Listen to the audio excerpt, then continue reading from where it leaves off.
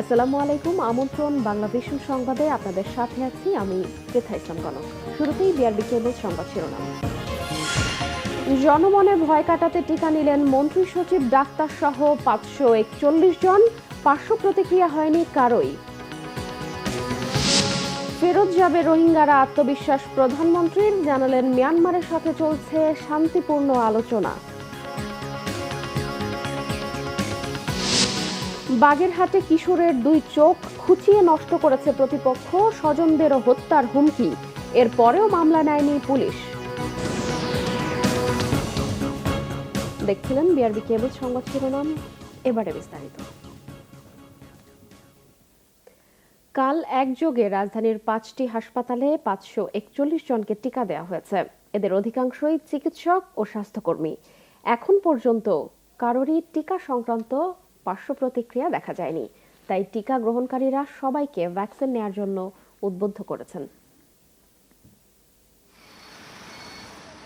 বৃহস্পতিবার সকাল 9টায় রাজধানীর কুয়েত মৈত্রী হাসপাতালে টিকা দেয়া শুরু হয়। ভয়ের জায়গা দখল করেছে উৎসাহ, আর তাই আনন্দঘন পরিবেশে চলে এ কার্যক্রম। টিকা দেওয়ার পর কিছুক্ষণ পর্যবেক্ষণে রাখা হয় সবাইকে, তবে কারো মধ্যেই কোনো পার্শ্ব প্রতিক্রিয়া দেখা যায়নি। আমার ফ্যামিলি থেকে বলছে যে এটা তো অন্য রাষ্ট্রে কিছু লোক মারা গেছে, তো ওটা একটু আতঙ্ক ছিল। পরে কালকে টিভিতে দেখলাম কি যে না আমাদের স্যারেরা নিচ্ছেন, তখন দেখলাম যে ওনারা যেহেতু উৎসাহিত করছে, ওনার নিচে কোনো সমস্যা হয়নি, তাহলে আমিও নিব। নেওয়ার আগে একটু আতঙ্ক ফিল করছিলাম, তবে নেওয়ার পর থেকে এখন পর্যন্ত মোটামুটি ভালোই আছি। এখানে অনেকে অনেক ভ্রান্ত ধারণা ছড়াচ্ছে, এটা থেকে যেন সবাই মুক্ত হয় এবং এই টিকা নিতে আগ্রহী হয়, এটা জনগণকে আমি রিকোয়েস্ট করব। আমরা যখন জিজ্ঞেস করছি কী সমস্যা, সে বলছে যে টেরই পাইনি, এর বেশি কেউ কিছু বলেনি।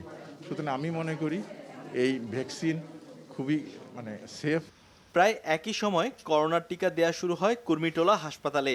এখানে চিকিৎসক, নার্স ও স্বাস্থ্যকর্মী মিলিয়ে 100 জনকে টিকা দেয়া হয়। কোনো ধরনের কোনো সমস্যা বা অসুবিধা আমরা কেউই ফিল করিনি, এবং গতকালও যারা দিয়েছেন তারাও একদম সবাই খুব ভালো আছেন। আমি কুর্মিটোলা হসপিটালের একজন আনসার সদস্য। আমি গতকালকে করোনা ভ্যাকসিনটা নিয়েছিলাম। আমি প্রায় 20 ঘন্টা হয়ে গেছে, আমার এখন পর্যন্ত কোনো ধরনের সমস্যা হয়নি। সুস্থ আছেন মুগদা জেনারেল হাসপাতালে টিকা নেয়া ডাক্তার, নার্স ও বিভিন্ন বয়সী 62 স্বাস্থ্যকর্মীও। এই ধরনের টিকা বাংলাদেশে আগেও দেওয়া হয়েছে, অতএব এটার পার্শ্ব প্রতিক্রিয়া নিয়ে আমরা খুব বেশি চিন্তিত না। কিন্তু বিভিন্ন রিউমারের কারণে জনগণের কাছে একটা ভীতির সৃষ্টি হয়েছে। টিকা দেয়া হয় ঢাকা মেডিকেল কলেজ হাসপাতালেও। এছাড়া বঙ্গবন্ধু শেখ মুজিব মেডিকেল বিশ্ববিদ্যালয়ে টিকা নেন এর উপাচার্য অধ্যাপক ডাক্তার কনক কান্তি বড়ুয়া। এদিকে স্বাস্থ্য অধিদপ্তরের অতিরিক্ত মহাপরিচালক অধ্যাপক মির্জাদি সেব্রিনা ফ্লোরা জানান, দ্বিতীয়বার টিকা নেয়ার আগ পর্যন্ত প্রথমবার টিকা নেয়ারা করোনার ঝুঁকিমুক্ত হবেন না। টিকা দেওয়ার সাথে সাথেই কারোর মধ্যে কিন্তু প্রতিরোধ ক্ষমতা হবে না। যে কোনো টিকারই প্রতিরোধ তৈরি করার একটা ক্ষমতা থাকে, মাস্ক পরতে হবে। প্রথম টিকা নেয়ার 8 সপ্তাহ পরে দ্বিতীয় দফায় টিকা নিতে হবে সবাইকে। শিহাব হোসেন, বাংলা ভিশন, ঢাকা। এদিকে দ্বিতীয় দিনেই টিকা নিলেন 2 প্রতিমন্ত্রী, একাধিক সচিব সহ চিকিৎসা সংশ্লিষ্টরা। আইসিটি প্রতিমন্ত্রী জুনায়েদ আহমেদ পলক বলেছেন, জনমনে ভীতি দূর করতেই ভ্যাকসিন নিয়েছেন তিনি। এদিকে স্বাস্থ্যমন্ত্রী জাহিদ মালিক বলেছেন, কোনো মহল বিভ্রান্তি ছড়ালেও টিকা নিতে জনসাধারণের মধ্যে ব্যাপক আগ্রহ দেখা যাচ্ছে। বৃহস্পতিবার সকালে করোনার টিকা নিতে বঙ্গবন্ধু শেখ মুজিব মেডিকেল বিশ্ববিদ্যালয়ে আসেন সরকারের তথ্য প্রযুক্তি প্রতিমন্ত্রী জুনায়েদ আহমদ পলক। জানান, জনমনে ভীতি দূর করতেই টিকা নিয়েছেন তিনি। তারা বলছে মন্ত্রীরা কেন নিচ্ছে না, মন্ত্রীরা আগে নিক, তারপরে সাধারণ মানুষকে দিক, সাধারণ মানুষকে ঝুঁকির মধ্যে কেন টিকা দেওয়া হচ্ছে। তো সেই কারণেই কালকে রাত্রে আমি সিদ্ধান্ত নিয়েছি এবং আপনাদের সামনে আমি টিকা গ্রহণ করেছি। ঢাকা মেডিকেল কলেজ হাসপাতালে করোনার টিকা নেন সংস্কৃতি প্রতিমন্ত্রী KM খালিদ। বলেন, অপপ্রচারের জবাব দিতেই টিকা নিয়েছেন তিনি। একই হাসপাতালে টিকা নেন স্বাস্থ্যের সচিব আব্দুল মান্নান এবং স্বাস্থ্যের মহাপরিচালক অধ্যাপক ABM খুরশিদ আলম। আমি প্রথম কীভাবে টিকা নিতে পারি, আজকে সকাল থেকে লেগেছে। আমার সাথে আমার একজন ডাক্তার আছেন, আমার কলিগ ডাক্তার মীর আনোয়ার হোসেন ফারুক, সকাল থেকে লেগে এই আজকের টিকার ব্যবস্থা করেছে আমাকে। আমি কালকেই নিতে চেয়েছিলাম। এই ভ্যাকসিনটা নিয়ে যাতে কোনো নেগেটিভ কথা কেউ না বলে, কারণ স্যার বলেছেন, আমি আবারও বলতে চাই, এই টিকাটা one of the safest vaccine in the world, AstraZeneca. এবং এটা অক্সফোর্ডের ফর্মুলাতেই হয়েছে। ভারত কিন্তু এই টিকা আবিষ্কার করেনি, এটা টিকাটা ওখানে শুধু উৎপাদন হচ্ছে, সমস্ত ফর্মুলা সমস্ত ইনগ্রিডিয়েন্টস অক্সফোর্ড ইউনিভার্সিটির।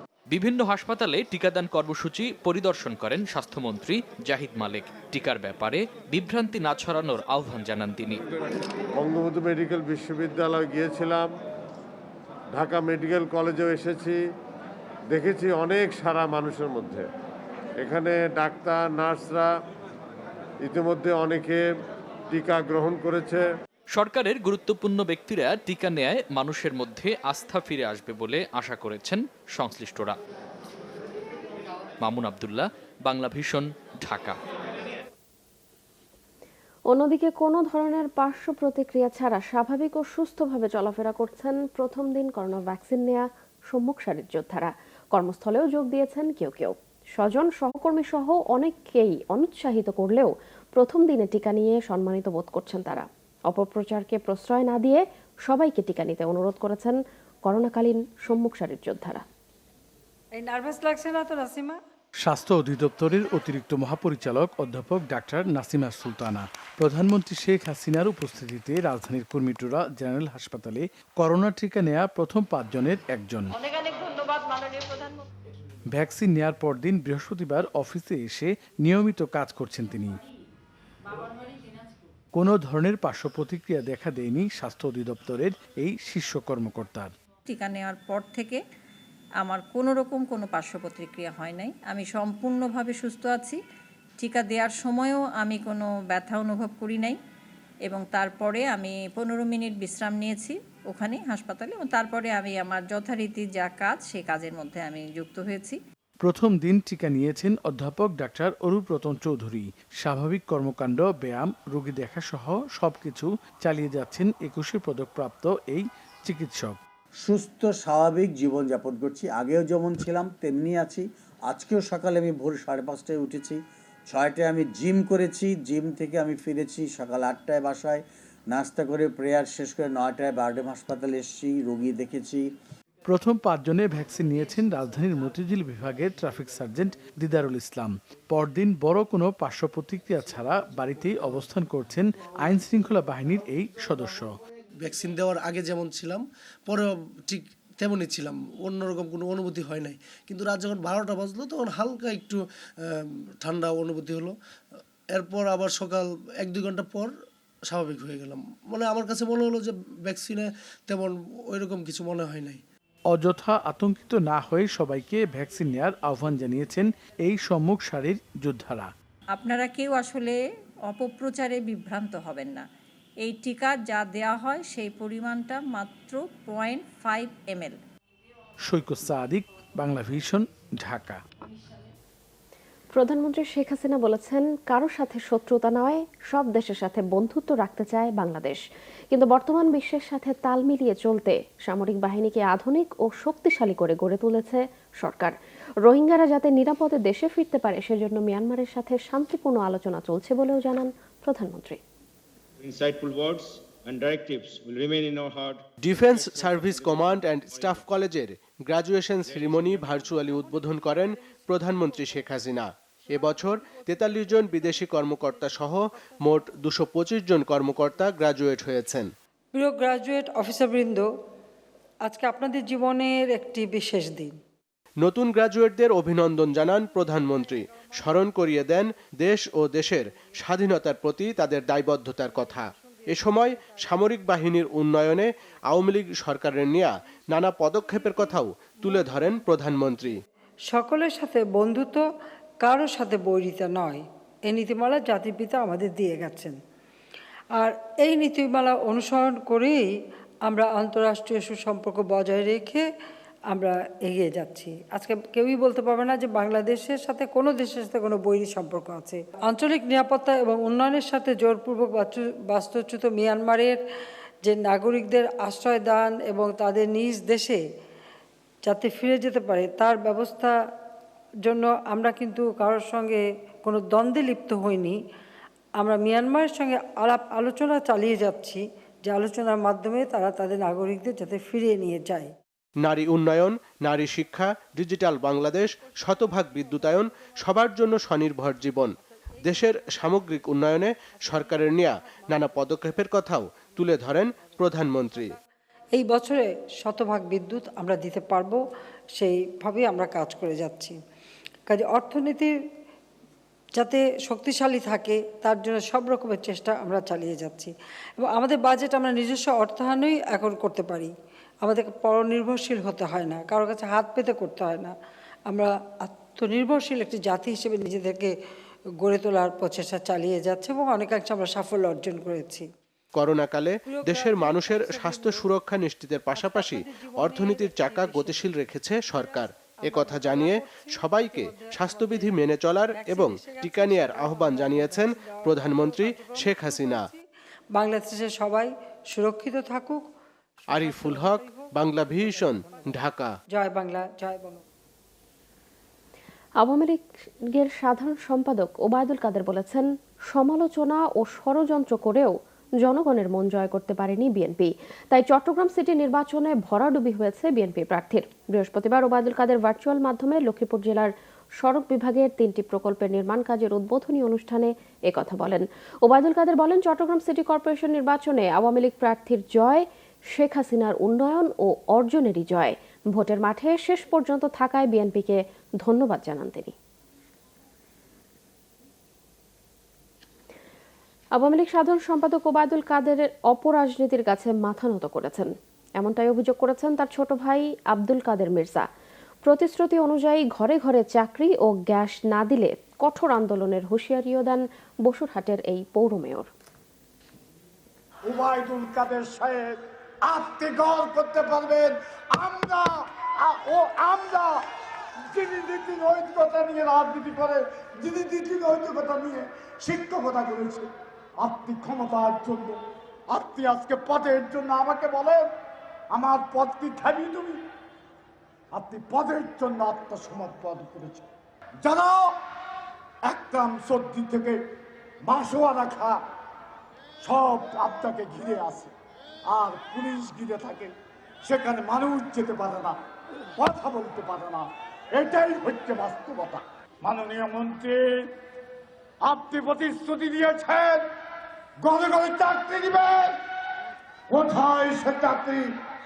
আজকে আমি বলবো অনতি বিলম্বে ঘরে ঘরে না হোক, কোম্পানিগঞ্জে 500, কবির হাটে 500 ছেলে মেয়ের চাকরি যদি না হয়, কোম্পানিগঞ্জে মানুষকে সাথে নিয়ে আন্দোলন করে তোলা হবে।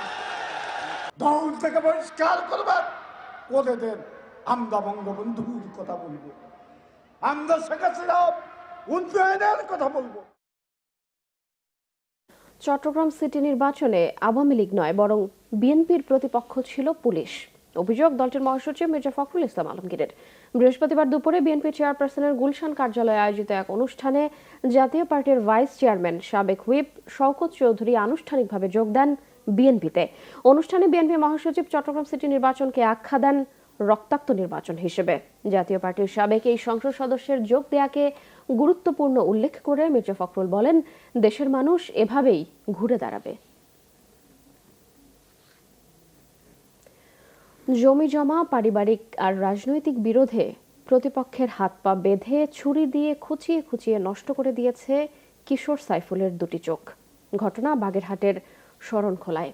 হত্যার উদ্দেশ্যেই এই মধ্যযুগীয় বর্বরতায় চালানো হলেও পুলিশ মামলা নেয়নি। তারপরও চোখ হারানো কিশোরের পরিবারকেই দুর্বৃত্তরা প্রাণনাশের হুমকি দিচ্ছে বলে অভিযোগ স্বজনদের। কয়দিন আগেও যে চোখ দিয়ে পৃথিবীর আলো দেখেছে সাইফুল, দেখেছে স্বজন প্রিয়জনদের, সেই দুটি চোখেই নিভিয়ে দিয়েছে দুর্বৃত্তরা। রাজধানীর জাতীয় চক্ষু বিজ্ঞান ইনস্টিটিউট ও হাসপাতালের বিছানায় ছটফট করছে সাইফুল ইসলাম।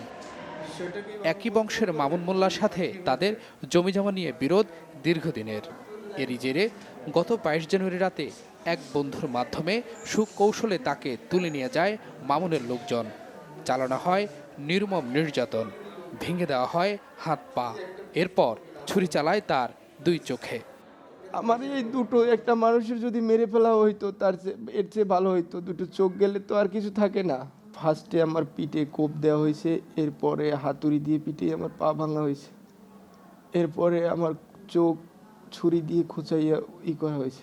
1 নম্বরে ইনুস হাওলাদার, পরে মামুন মোল্লা, রমজান, এরকমের আরও অনেকে ছিল। সাইফুলের পাশে স্বজনদের বিলাপ, ভারী হয়ে উঠছে হাসপাতালের পরিবেশ।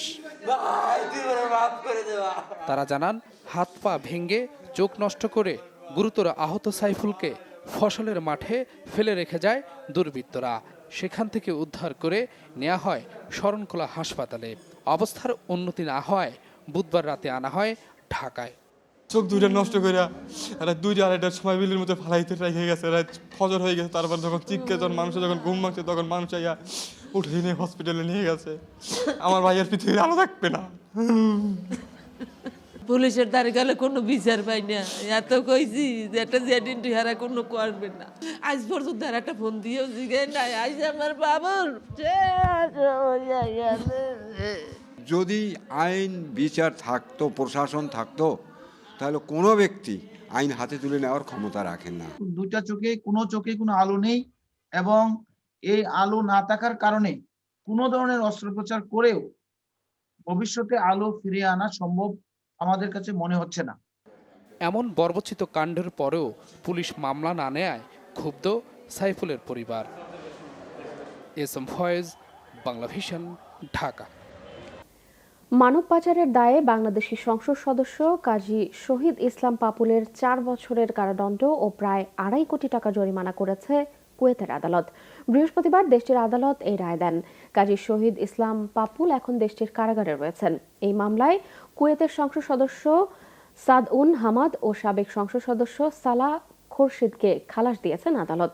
মানব পাচার, অবৈধ লেনদেন ও কর্মীদের সাথে প্রতারণার অভিযোগে গত 6 জুন কাজী শহীদ ইসলাম পাপুলকে গ্রেফতার করে দেশটির সিআইডি। এদিকে একই অভিযোগে দেশেও অনুসন্ধান করছে দুর্নীতি দমন কমিশন দুদক। পাপুলের স্ত্রী ও শালিকাকে জিজ্ঞাসাবাদ করেছিল দুদক। অনুসন্ধানে তাদের বিপুল পরিমাণ আর্থিক লেনদেনের তথ্য পায় দুদক। পাপুল লক্ষ্মীপুর 2 আসনে ও তার স্ত্রী সংরক্ষিত আসনের সংসদ সদস্য। তৃতীয় ধাপে কাল অনুষ্ঠিত হবে দেশের 64 পৌরসভার নির্বাচন।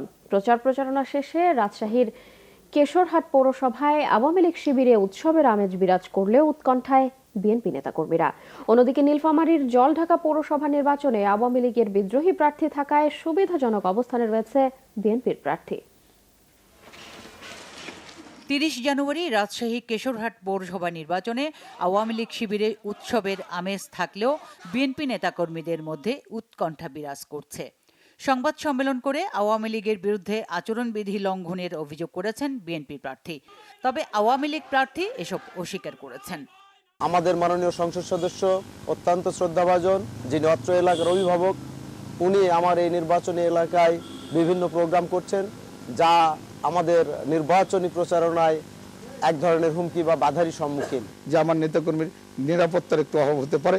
বিএনপি যেভাবে মাঠে গর্জন সৃষ্টি করেছে, আমরা জনগণের নিরাপত্তা চাই। আমরা সঠিকভাবে জনগণ যেন ভোট প্রয়োগ করতে পারে, এটা আমরা প্রশাসনের কাছে আশা করি।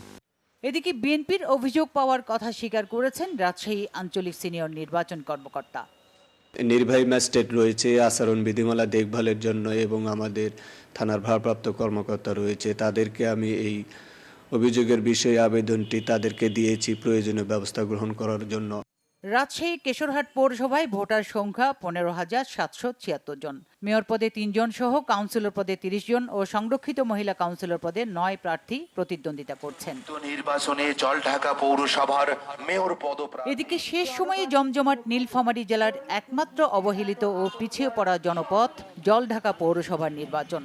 নারী পুরুষ সমান ভোটার সংখ্যার এই পৌরসভায় নির্বাচনে আওয়ামী লীগ প্রার্থী মোহাম্মদ মহসিন ও বিএনপি প্রার্থী রয়েছেন বর্তমান মেয়র ফাহমিদ ফয়সাল চৌধুরী কমেট। লাঙ্গল প্রতীকে জাতীয় পার্টি সহ মেয়র পদে প্রার্থী 6 জন, সংরক্ষিত মহিলা প্রার্থী 19 জন ও সাধারণ কাউন্সিলর রয়েছেন 42 জন। বি গ্রেড পৌরসভা থেকে এ গ্রেড পৌরসভায় উন্নীত করার জন্য আমাদেরকে ঐক্যবদ্ধভাবে আজকে নৌকা মার্কায় ভোট দিতে হবে। 89 মিনিটে আমরা 90 মিনিটই খেলবো এবং 90 মিনিট বাজার আগ পর্যন্ত আমরা ঘরে কেউ ফিরে যাব না। দলমত নির্বিশেষে ভোটাররা চান উন্নয়ন বান্ধব যোগ্য প্রার্থীকে। আমাদের পৌরসভার যা উন্নয়ন করবে তাকে ভোট দেব, যাকেই পছন্দ করব তাকে ভোট দিয়ে জয়যুক্ত করব। 2001 সালে 9টি ওয়ার্ড নিয়ে গঠিত নীলফামারী জলঢাকা পৌরসভায় মোট ভোটার 33,634 জন। সুচরিতা সূচি, বাংলা ভিশন নিউজ ডেস্ক। সংবাদ শেষ করব, বিআরবি কেবল শিরোনামগুলো আরো একবার জানি। জনমনে ভয় কাটাতে টিকা নিলেন মন্ত্রী, সচিব, ডাক্তার সহ 541 জন। পার্শ্ব প্রতিক্রিয়া হয়নি কারোই। ফেরত যাবে রোহিঙ্গারা, আত্মবিশ্বাস প্রধানমন্ত্রীর, জানালেন মিয়ানমারের সাথে চলছে শান্তিপূর্ণ আলোচনা।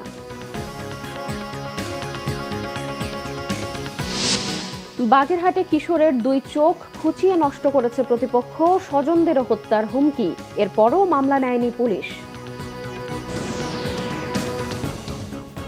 এই ছিল এখনকার মতো, পরের সংবাদ সকাল 10টায়, এর আগে 9টায় রয়েছে নিউজ টপ 10 দেখার আমন্ত্রণ রইল। এছাড়াও বাংলাভিশন সংবাদ ও সংবাদ সংশ্লিষ্ট অনুষ্ঠান দেখতে লগ ইন করুন facebook.com/বাংলাভিশনে এবং সাবস্ক্রাইব করুন youtube.com/বাংলাভিশন নিউজে। এতক্ষণ সঙ্গে থাকায় ধন্যবাদ।